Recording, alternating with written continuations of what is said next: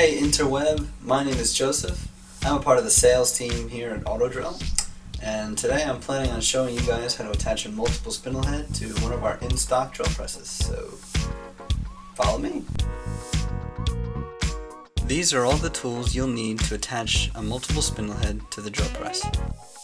A hammer, a 13mm open-end wrench, an 8mm Allen wrench, the multiple spindle head's driver, the multiple spindle head, obviously, something to protect the spindles on your unit during attachment.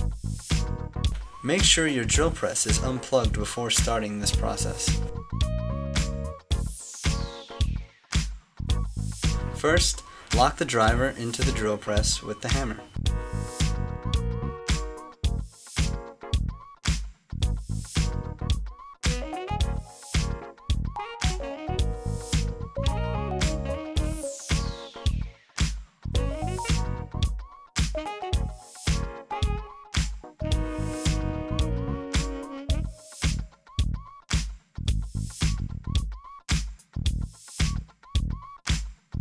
Now, match the output driver with the input driver on your multiple spindle head, as close as you can anyway. Then slowly raise the table. You may need a second person to turn the belt until the unit clicks in. You can use both the quill or table to press the head on straight, making the drill press do most of the work.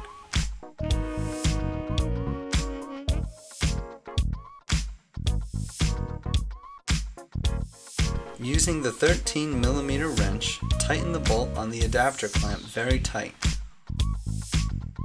Once tight, slowly lower the table and make sure the head doesn't slide or anything like that. Rotate the belt and pulleys above and see if the spindles rotate at all.